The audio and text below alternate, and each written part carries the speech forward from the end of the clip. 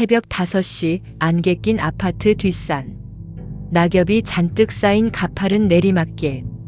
쾅! 거친 발소리가 새벽 공기를 깨웁니다. 67의 영수 씨는 오늘도 달립니다.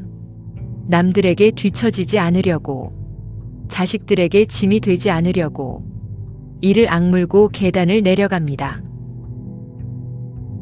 악! 순간 찌르는 듯한 날카로운 고통. 무릎에서 뚝 하는 불길한 소리가 납니다. 영수 씨는 그대로 비탈길에 주저앉습니다. 자갈밭을 짚은 손이 덜덜 떨립니다. 일어나려 피눈물을 흘려봐도 다리에 아무런 힘이 들어가지 않습니다. 평생을 버텨온 그의 다리가 오늘 무너져 내렸습니다. 사실 몇 달 전부터 신호가 왔습니다. 아침에 일어날 때마다 무릎이 뻣뻣하게 굳어 30분을 주물러야 했습니다. 걸을 때마다 뼈와 뼈가 부딪히는 불쾌한 느낌. 영수 씨도 알고 있었습니다. 하지만 쉬면 영영 못 걸을까봐, 늙어서 누워만 있으면 자식들 고생시킬까봐 그는 매일 새벽 운동화를 질끈 묶었습니다. 딸 민지가 주말에 찾아와 물었습니다.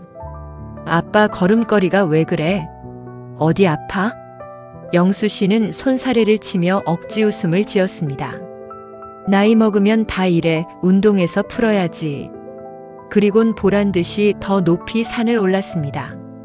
내리막길에서 무릎에 가해지는 하중이 체중의 5배가 넘는다는 사실은 모른 채 그저 땀을 흘려야 건강해지는 줄 알았습니다. 연골이 닳아 비명을 지르는데도 그는 멈추지 않았습니다. 그것이 자식을 위하는 유일한 길이라 믿었으니까요. 병원 대기실의 공기는 차가웠습니다. MRI 사진을 보는 의사의 표정이 어둡습니다. 연골이 거의 다 녹아내렸습니다. 그동안 이 다리로 어떻게 걸으신 겁니까? 영수 씨는 아무 말도 할 수 없었습니다. 옆에 앉은 딸 민지의 눈에서 눈물이 툭 떨어집니다. 아빠, 내가 그렇게 아프면 쉬라고 했잖아. 민지의 원망 섞인 외침이 가슴을 후빕니다. 집으로 돌아오는 길, 영수 씨는 화장실조차 혼자 가기 힘들어졌습니다. 벽을 짚고 엉금엉금 기어가는 자신의 모습. 평생 정비소에서 무거운 엔진도 번쩍 들던 그였습니다. 이제는 등산은커녕 방 한 칸 건너가는 것도 지옥입니다. 방바닥에 주저앉아 거칠어진 무릎을 만져봅니다. 퉁퉁 부어올라 뜨끈뜨끈한 관절. 내가 왜 이렇게 미련했을까? 자식에게 짐이 되지 않으려 했던 노력이 결국 자식의 등골을 휘게 만드는 짐이 되었습니다. 어두운 방 안에서 영수 씨는 소리 없이 웁니다. 늙어버린 육신이 너무나 원망스러워서 눈물이 멈추지 않습니다. 다음 날 퇴근한 민지가 커다란 상자 몇 개를 들고 왔습니다. 눈물로 얼룩진 아빠의 얼굴을 본 민지는 더는 울지 않기로 결심했습니다. 원망하는 대신 아빠의 다리가 되어주기로 했습니다. 민지는 아빠의 거친 손을 꼭 잡았습니다. 아빠, 걱정하지 마. 내가 다시 걷게 해줄게. 그날부터 민지의 조용한 작전이 시작되었습니다. 인터넷을 뒤지고 의사들에게 묻고 연구했습니다. 아빠가 건강해지려고 했던 그 행동들이 어떻게 아빠의 다리를 망쳤는지 알아냈습니다. 원인은 등산과 만보 걷기 그 자체가 아니었습니다. 잘못된 자세와 미련한 고집이 문제였습니다. 민지는 아빠의 방바닥 생활부터 뜯어고치기로 했습니다. 아빠의 무릎을 살리기 위한 딸의 눈물겨운 일상이 시작되는 순간이었습니다. 월요일 아침, 민지는 가장 먼저 영수 씨가 쓰던 오래된 좌식 밥상을 치웠습니다.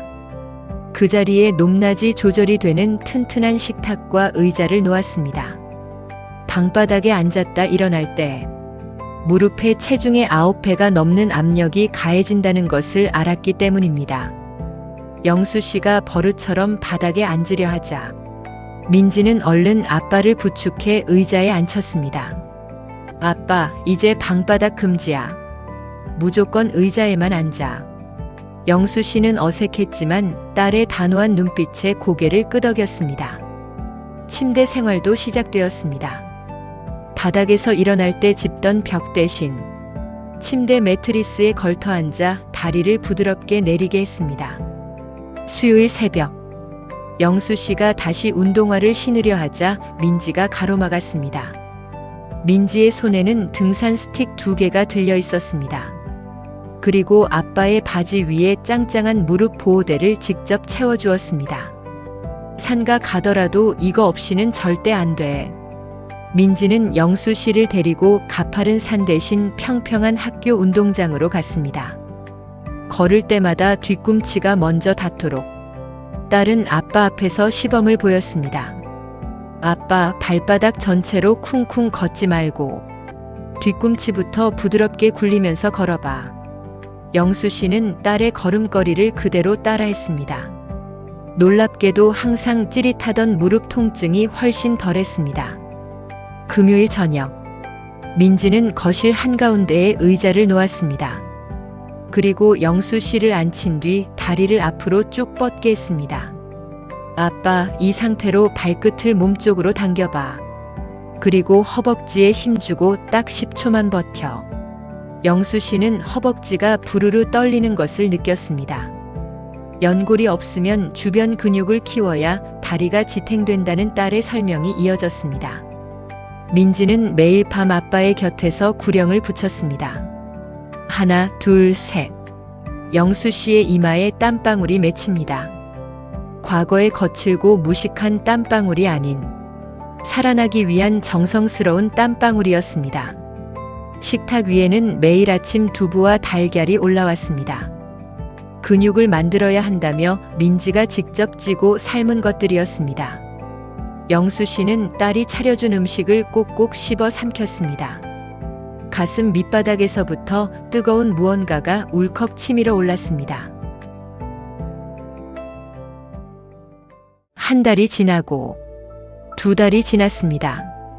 영수 씨의 일상은 조용히 바뀌어 있었습니다.